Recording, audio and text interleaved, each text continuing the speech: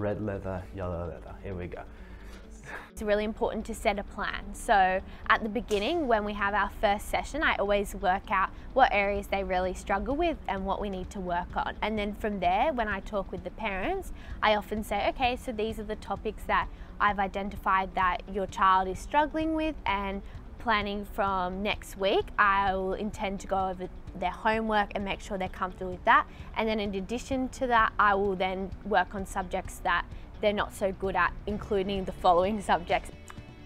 Talk about what you will be doing with the student and how, with a plan across 10 weeks or a year, how the student will improve with the certain things you'll be doing, and try and keep a regular routine of when you're actually doing the sessions as well, rather than having sporadic days. If you can keep it to a set routine, it works better for you and works better for the student as well.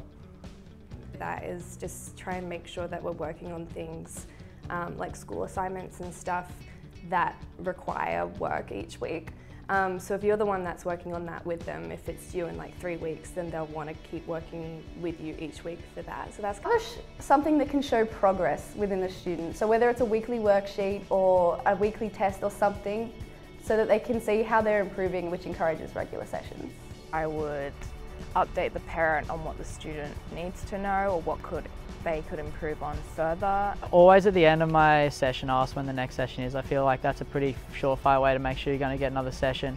And yeah, it's just as long as the student's enjoying it and getting a lot out of it, they'll feel inclined to go for more sessions. And also sometimes if you tell them what you plan on doing in the next session, in the session you're currently at, then they kind of have something to know, like, oh well, he's going to do this, so maybe I should organise a next session so that we can go through these things. I tend to be quite honest with whether or not the students actually need regular sessions or not. If they're struggling, I always am open to that about parents. Some parents like that more than others.